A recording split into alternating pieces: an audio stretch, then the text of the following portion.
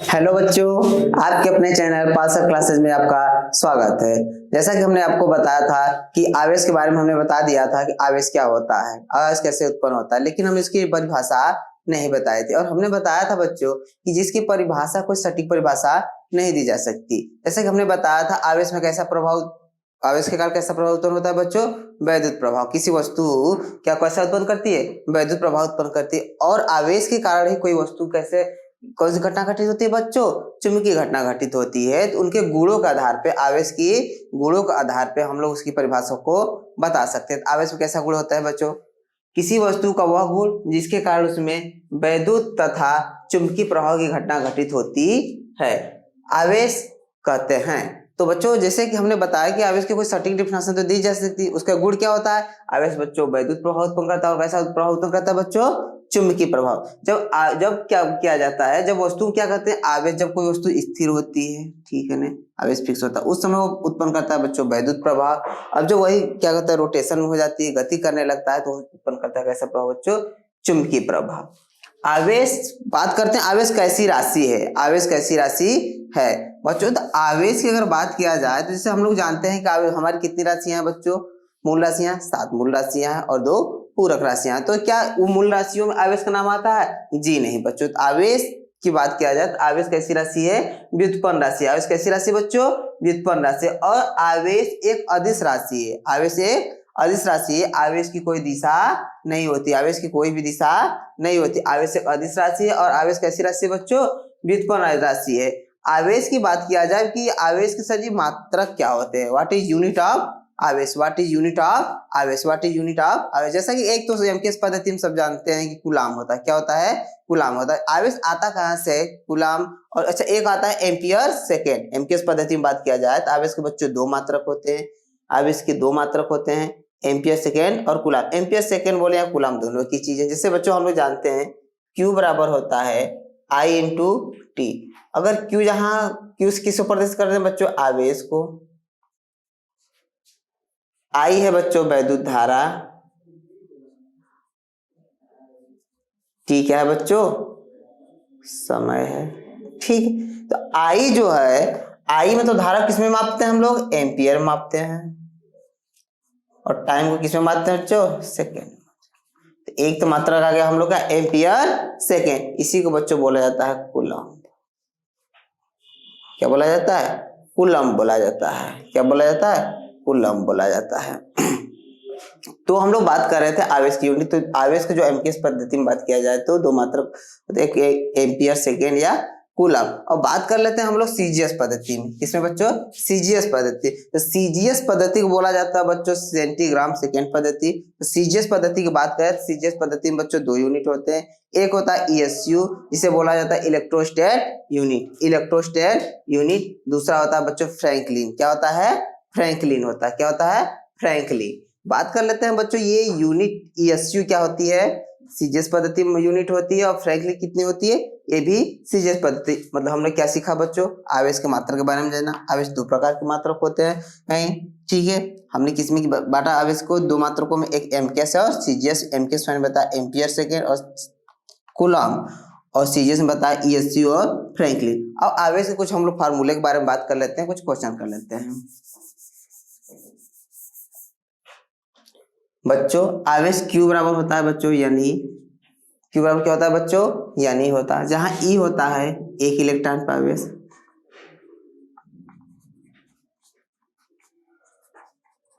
N होता है इलेक्ट्रॉनों की संख्या। जैसा कि क्वेश्चन देखते हैं, मान लीजिए कोई ऑब्जेक्ट है, ये कोई दूसरी ऑब्जेक्ट है। यदि इससे इलेक्ट्रॉन 2 इलेक्ट्रॉन निकल के आ गए इस वस्तु में, तो बच्चों हमने बता चुके हैं जैसा कि जिस वस्तु से इलेक्ट्रॉन निकलते हैं उसमें क्या जाता है, पॉजिटिव आवेश आते हैं, 2 पॉजिटिव आवेश। जिसमें आते हैं उसमें कैसा आवेश आता है, निगेटिव आवेश आ जाता है। तो बात किया जाए इस पे टोटल कितने आवेश आया है, इसकी बात किया जाए तो क्या आ जाएगा बच्चों, कैसे निकालेंगे सर। Q बराबर क्या होता है फॉर्मूला, या नहीं होता है। N क्या है, इलेक्ट्रॉनों की संख्या। कितने इलेक्ट्रॉन निकले हैं यहाँ से, 2 ही निकले हैं।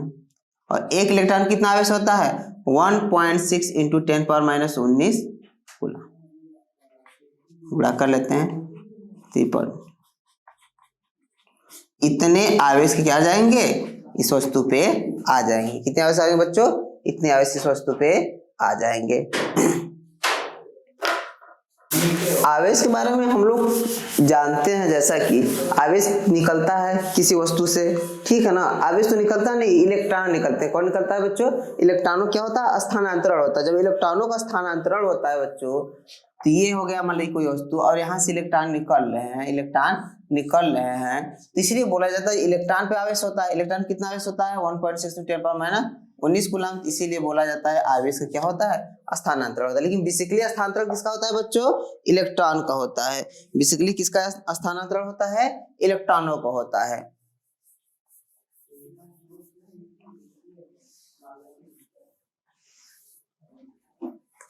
अब देखिए आवेश के गुण के बारे में थोड़ा चर्चा कर लेते हैं। आवेश के गुण, अगर कोई वस्तु आवेशित है, क्या है बच्चों, अगर कोई आवेशित है वस्तु है, तो किसी उदासीन वस्तु के पास, कहाँ ले जा रहे हैं बच्चों, किसी उदासीन वस्तु के पास ले जाते हैं, तो हमेशा उदासीन वस्तु को अपनी ओर क्या करती है, अट्रैक्ट कर लेती है। अपनी उदासीन वस्तु क्या कर लेती है, हमेशा अट्रैक्ट कर लेती है। उदासीन वस्तु हमेशा आवेशित वस्तु को अट्रैक्ट करती है। और एक और गुण होता है, अगर कोई वस्तु हमारी क्या है, धन आवेशित है, कोई ऋण आवेशित वस्तु ले जाते हैं, तो वो भी अपनी ओर क्या करती है, एक दूसरे की ओर अट्रैक्ट कर लेती है। और कोई वस्तु मेरी धन आवेशित है और कोई दूसरी वस्तु धन आवेशित, तो इसको एक दूसरे के पास ले जाते हैं, तो इसमें क्या हो जाता है बच्चों, समान प्रकार का आवेश हो गया। कैसे आवेश होगा बच्चों, समान प्रकार को एक दूसरे को क्या करेंगे, प्रतिकर्षित कर देंगे। क्या कर देंगे, ये दोनों प्रतिकर्षित कर देंगे, ठीक है। तो हमने क्या सीखा, समान, यहाँ पे देखा हमने समान प्रकार के आवेशों में कैसा बल काम कर रहा है, आकर्षण बल, और विपरीत प्रकार के आवेशों में प्रतिकर्षण बल, सॉरी, यहां पे होगा आकर्षण बल, क्योंकि विपरीत प्रकार के हैं तो एक दूसरे क्या कर रहे हैं, यहाँ पे अट्रैक्ट कर रहे हैं ना, एक दूसरे क्या कर रहे हैं, अट्रैक्ट। तो आकर्षण बल होगा, ये विपरीत प्रकार के हैं, एक समान प्रकार के हैं, प्लस प्लस प्लस। जो समान प्रकार में कैसा होता है बच्चों, प्रतिकर्षण बल होता है। कैसा बल कार्य करेगा यहाँ पे, प्रतिकर्षण बल कार्य करेगा। फिर से देख लेते हैं, विपरीत प्रकार के आवेशों में आकर्षण बल, समान प्रकार के आवेश हैं तो प्रतिकर्षण बल, समान प्रकार के हैं तो क्या करेगा बच्चों, प्रतिकर्षण बल। उसी तरह से अगर माइनस है कोई वस्तु, ये भी माइनस में है, समान वाली है, ये भी क्या करेगी, प्रतिकर्षित करेगी। बात किया जाए किसी वस्तु के गुण की, क्या किया जाए, किसी वस्तु की गुण की बात किया जाए। किसी आवेश का हमें परीक्षण करना हो तो बच्चों, किसी आवेश का हमें सही परीक्षण करना हो तो उसका परीक्षण की जांच करना हो तो उसका प्रतिकर्षण गुण होता है, ना कि आकर्षण। आवेश का सही परीक्षण क्या होता है, उसका प्रतिकर्षण होता है। आवेश का सही परीक्षण क्या होता है बच्चों, प्रतिकर्षण होता है, प्रतिकर्षण बल। अब हम बात कर लेते हैं आवेश संरक्षण का सिद्धांत। आवेश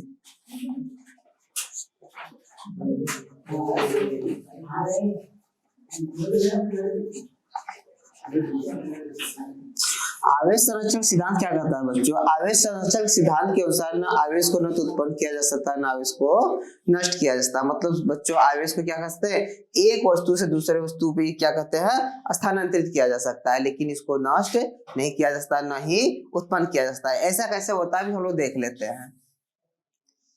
ये कोई वस्तु हमारी होगी, ये कोई दूसरी वस्तु हो गई। जब कोई वस्तु उदासीन होती है, इसमें प्रोटॉन और न्यूट्रॉनों की संख्या बराबर होती है। यहाँ भी प्रोटॉन और न्यूट्रॉनों की संख्या क्या होती है, बराबर होती है। जितने प्रोटॉनों की संख्या होती है उतनी बच्चों इलेक्ट्रॉनों की संख्या। अगर हम प्रोटॉनों की संख्या मान लेते हैं कितनी है, यहाँ पे 11 है, कितनी है, 11 है। और यहाँ पे हमने मान लेते हैं कोई दूसरी वस्तु है, कोई वस्तु ए है, कोई दूसरी वस्तु बी है। यहाँ पे हमने मान लेते हैं बच्चों, यहाँ पे कितना है, इसका 17 वगैरह है, ठीक है। तो मान लेते हैं इसके बाय कोष में, जैसे मान लीजिए एक इलेक्ट्रॉन, कितने इलेक्ट्रॉन है, एक इलेक्ट्रॉन है। जब इन दोनों का घर्षण करते हैं तो ये इलेक्ट्रॉन स्थानांतरण हो गए इस वस्तु में, कहाँ आ गए, इस वस्तु। जब इस वस्तु से निकले तो इस पे एक पॉजिटिव चार्ज आ गया, प्लस क्यू, तो जहां पे आया इस पे निगेटिव चार्ज आ गया। जहां पहुंचे इस पे क्या आ गया, निगेटिव चार्ज आ गया। जहां पहुंचे इस पे निगेटिव चार्ज आ गया। तो इन दोनों को हम लोग क्या कर लेते हैं, अब देखिए टोटल आवेश कितना है। अच्छा इसके पहले जितने प्रोटॉन है उतने इलेक्ट्रॉन होते हैं। यहाँ प्रोटॉन 11 है तो इलेक्ट्रॉन भी इसमें तो 11 होंगे पूरे रहते हैं। लेकिन जब ये निकल गया है तो अब देखिए प्लस क्यू माइनस क्यू जोड़ देते हैं। टोटल कितने आवेश हैं बच्चों, शून्य। टोटल कितने आवेश हो गए, शून्य। इस तरीके से हम ये कह सकते हैं ना बच्चों, आवेश को न उत्पन्न किया जा सकता है ना आवेश को नष्ट किया जा सकता। बस आवेश को एक रूप से एक वस्तु से दूसरे वस्तु में क्या किया जा सकता है, स्थानांतरण किया जा सकता है। आवेश को एक स्थान से दूसरे स्थान पे स्थानांतरण किया जा सकता है। आगे हम लोग सीखेंगे कूलाम के नियम के बारे में। किसके बारे में सीखेंगे बच्चों, कूलाम के नियम के बारे में। कूलाम के नियम के बारे में नेक्स्ट वीडियो में आपको बताते हैं।